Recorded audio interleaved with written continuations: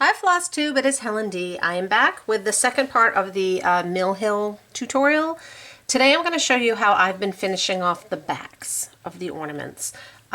There's several different ways to do it. The one that I found that works best for me is to use a thicker, like a cardstock scrapbook paper. So that's what I'm going to be doing today. Is I'll show you how I go about that and what I've already learned that I would do different on some that I've already done. This is a Mill Hill ornament kit. It's called Holly Elf. This one is all done. The ones that we'll be doing today are from these two books from Satsuma Street. So these aren't Mill Hills, but they are practically the same size. And they finish the same. So there's Springamajigs butterflies and Springamajigs birds. I happen to get these as a kit, but you can also buy them just as a PDF.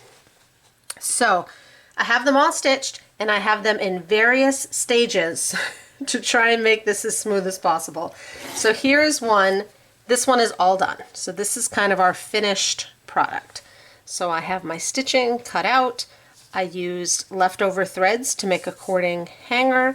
I have my very funky Satsuma Street scrapbook paper on the back. So that will be our kind of finished product. And like I said, I have a couple others just in various stages to kind of speed things up. For tools, it's kind of very basic. I was trying to use stuff I had. So you need a pair of snips or scissors, something with a very sharp, very pointed end to kind of cut things out. I use Stichery Tape, which is a double-sided tape. I've also sometimes used, for finishing, this Score tape. Don't mind my fuzz. I set it on my batting and it picked up a bunch of fuzz. This is a very thin tape, but for this thicker tape, I think it's like 1.5 inches, is a little easier to use. Some regular old tape. And for my cording, I use the Kreinik Cording Maker. You don't have to make cording. You could do ribbon, just DMC, you know, whatever you kind of like for your hanger. I just used the cording because I had extra floss and might as well use it up. So the first thing you have to do when you've got your piece all stitched, this is the size that they typically come on, is you need to cut it out. And if you've never cut out perforated paper before, the key is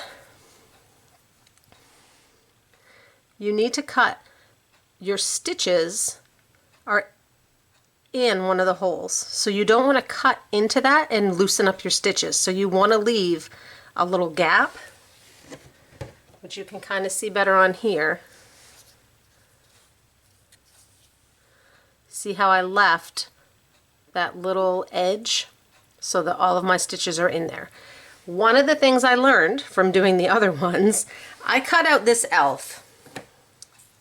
And she is very blocky. I went around each one, right, and she's very blocky. And there was some little spots that I like cut out the little notch.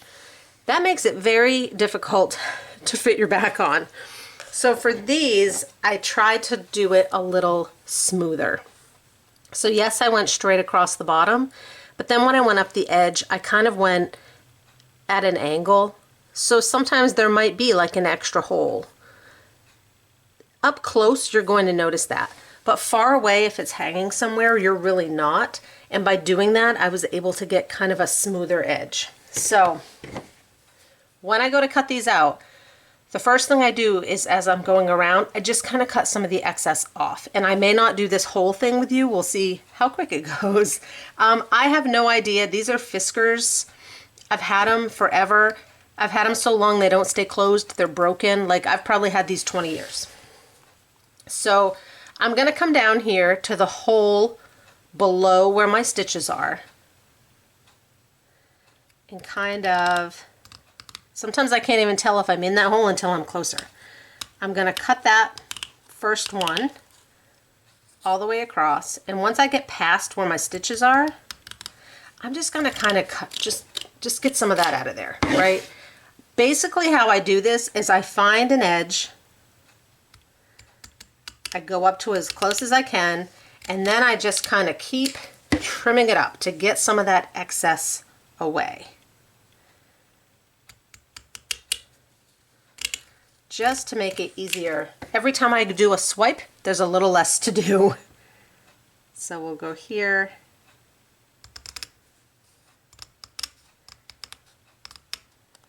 And there will be little bits of perforated paper everywhere. So like I said for these, I'm going to come up here and kind of curve my way around this edge as best I can. I've seen Jody Rice of Satsuma Street, and she has used an X-Acto knife. I didn't have much luck with that. I think I need a sharper blade. I just do it with my scissors.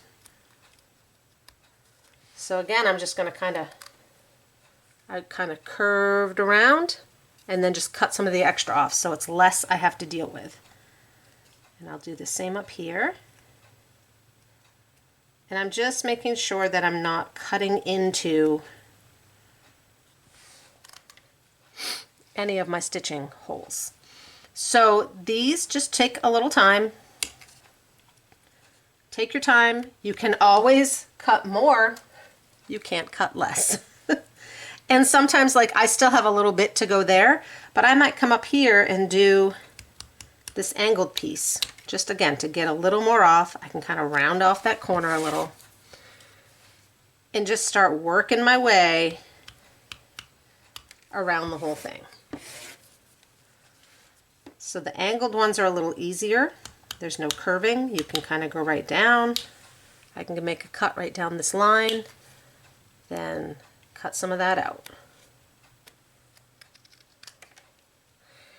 So I won't go through this whole thing. Just take your time, cut up along. It was a little tricky to get in here. I just had to take it slow.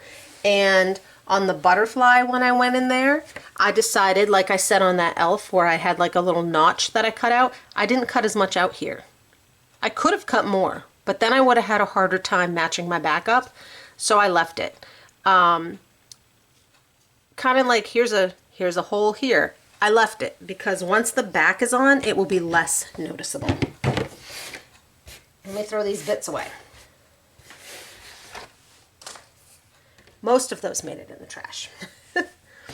So once you have it cut out, then just go around and make sure that all of your threads, nothing is kind of sticking out over the edge, that they're all kind of angled inward. If there's anything that is sticking out a little bit, just trim it up so that it's all good and secure.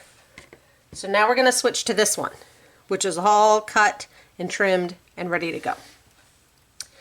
So what I did is I have been using the cardstock scrapbook paper. This is a pack I happened to just recently pick up at Joann's. There's 6x8 pieces. It's cardstock. It was $7, but it was 60% off. It was extremely affordable. So I went through here. I found a piece that I liked, and I knew I was doing 2. I thought I'll do 2 with each bag. So I had them cut out. I laid them on here so that they would both fit, and then I just cut off a strip of paper. So then I still have some extra. It's still attached, so it's easy to just store away. So now I have 2 pieces and my cardstock. I'm going to come in here and just cut this in half.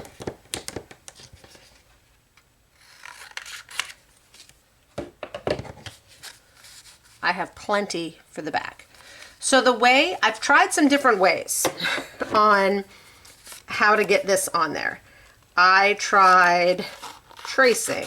I tried making a photocopy and using that. I tried different things. This is what I found for me that works best.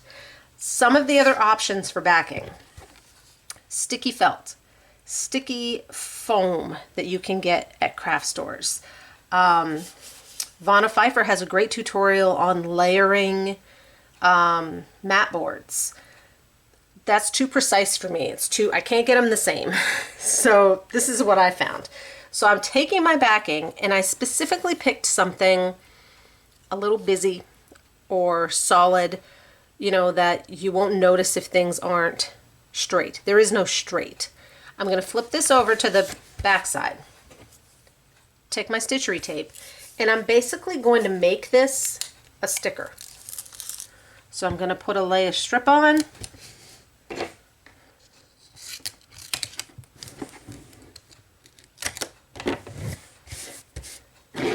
And then I'm going to lay another strip on, kind of lining it up right to where this one ends. And this one's going to stick off a little bit, which is fine. I'm going to cut that off. It's easier with my big scissors. Right? I'm going to cut this off just because it would annoy me as we go. You don't need to.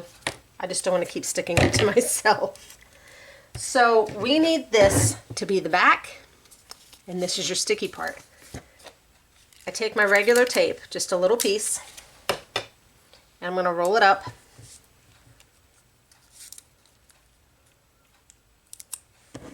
And I'm going to stick this to the back of my stitching. And then I'm going to stick my stitching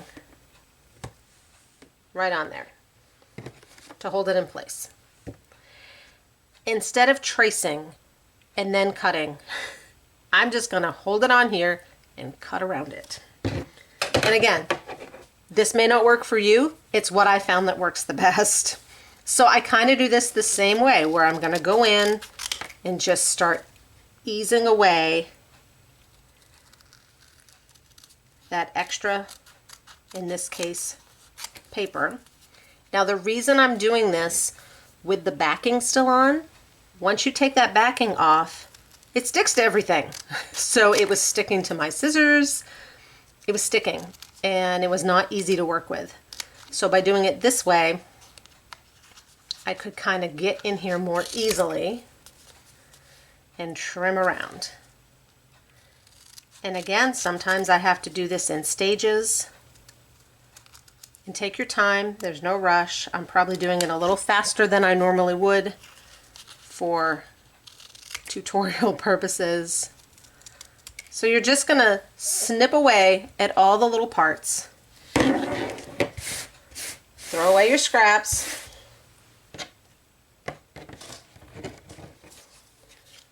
And then you'll have a back. Specifically cut to your piece.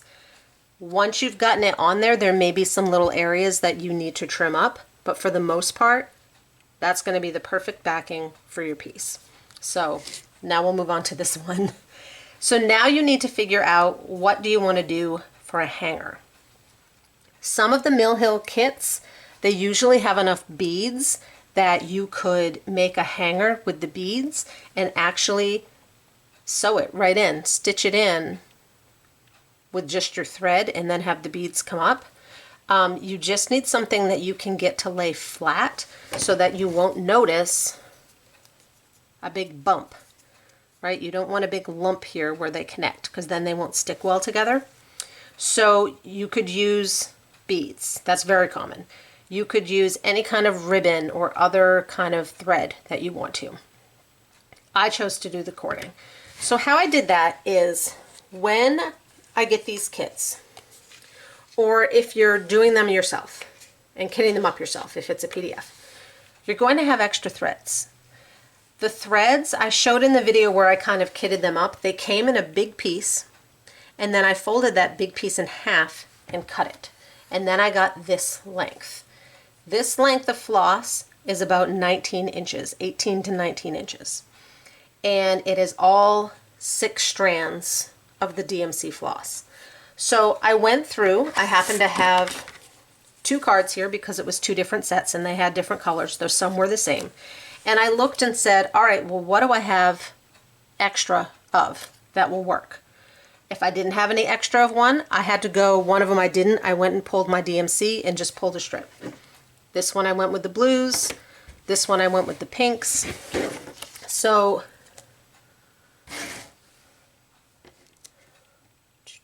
I had to think, okay, we're going to glue on this one. I'm going to get confused. So for this one, we're going to make a hanger with, you take that tape off when you're done, it just peels right off. We're going to make a hanger for this one with an orange and a yellow. So again, I had an extra piece of the orange and an extra piece of the yellow. These are both about 18, 19 inches long. So I'm going to take my piece of DMC, put the open ends together and just tie a little knot. Kind of as, I don't want to waste any, like it's just the right size. So I want to get my knot like right down to the end. Then open these up, take my other piece of floss, go through that hoop that I just made, and then bring these ends together and tie them. And this is what I will use to make my cording, which I'm not going to make the cording on this video, so I will just link below. I do have a video on cording. So you take these two looped pieces, you put one knot on a hook, the other knot goes on your cording maker, and you twist them. And I twisted them about 20 times. And then you move the hook of your quarter, and this is all in the video. You kind of move it down to where they connect, pull the edges together, the twisted edges, and then when you drop the cording, the weight of the cording that's what makes it twist. So actually I should have had a cording all made. I'm going to have to pause so that we have one all made and I can show you one more thing. Hold on. Okay, I just whipped this through my quarter. It's still attached and they're not tied together. So I'm going to come down here to the open ends and just tie them together in a knot. Again, kind of as close to the edge as I can so that I'm not wasting any. And then you can just unhook it and you have the perfect little sized hanger. So one problem with this hanger, it's got this giant knot and that knot is thick, and that knot would definitely be noticeable in between your layers. So you can take any little scrap of floss. I've just been pulling, like I said, little extra bits. Use a piece of sewing floss, anything you have, just a little piece, and we're going to tie a knot down here at the end, like 1/4 to 1/8 of an inch from the big knot.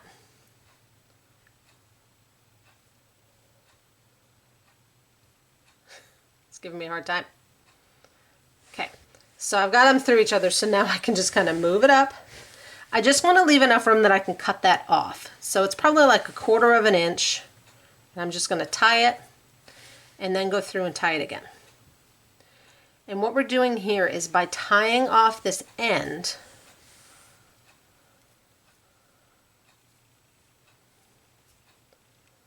get out of there.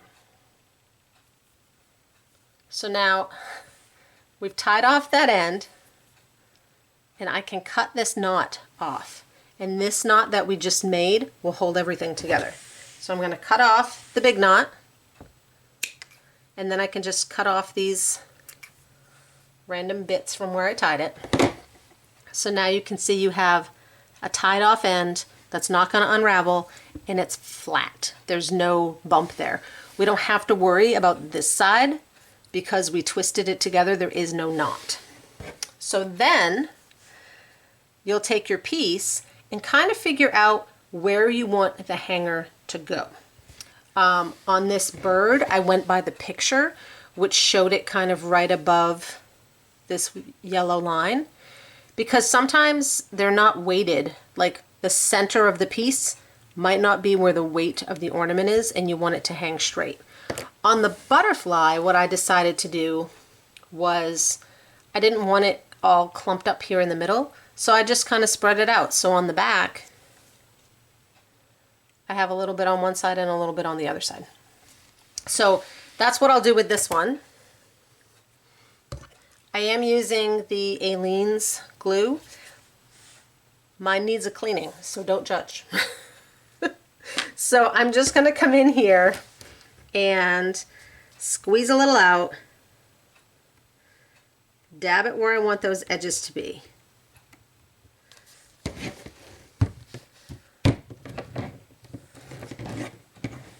lay that in there.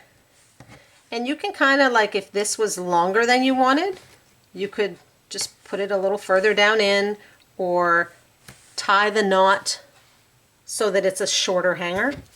And then once I kind of have it where I want it, I'm going to put a little more glue on top of it and kind of use the edge of my glue to spread that out a little, which is why my glue is so gross. So I'm just getting a good dollop of glue on there so that then it will stay on. And then I set that aside and I let it dry, which is why I did this one ahead of time. This one is all dry. It's on there really good. So now I have my cutout piece with my hanger, my backing piece, which I matched up and trimmed around it. Now all I have to do is stick them on there like a sticker. So I'm going to flip it over so it's upside down. Come in here, find the split where the tape was. Just kind of bend it a little bit to get the tape off. And then, which I apologize if this isn't right where you can see, but I need to be able to see, I kind of just line this up as best I can.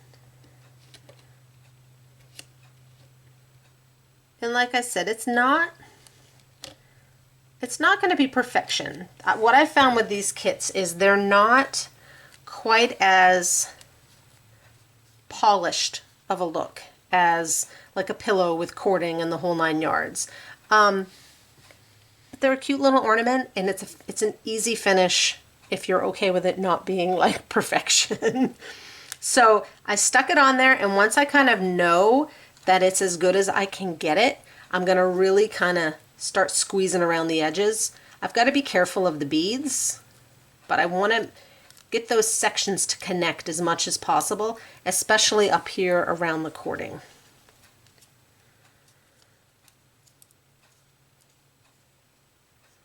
So I just stick that on there. The Stichery tape is acid free. So the scrapbooking paper is acid free. I'm checking the package. Acid free. Most scrapbooking things are. So if you're worried about that, it is acid free materials, except probably the glue that you used here. I would, however, I don't think just the sticky back would be enough to hold this on. So I think you need a little something extra. So there we are. Now I go in and I just give it a once over and see, is there any place like kind of up here in the middle? You could tell on the back that wasn't quite the best cut.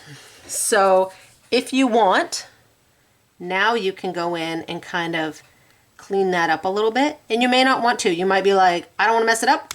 It's fine. It does get a little stickier once that tape is off. But if there were a spot where you were way off, now you can go in and kind of trim it up again. That's it. So that's how I've been doing these little kits. I lost my elf. Just to give you some ideas. Another idea that someone gave me, they put a like a loop ring for jewelry, and they put that on there, and then they can use a regular hanger. So that's another idea if you wanted a different kind of hanger. But I thought this just kind of uses up some of the materials and everything matches, and it's cute. And if you wanted, because it's paper, you could take like these Sharpie pens that are really thin. You could put the year down here. You could put your name. You know, whatever you wanted to do to personalize would be pretty easy to write on. So that's that. If you have any questions, let me know. But hopefully this gets you thinking about trying out one of these kits if there's something that you think you might enjoy.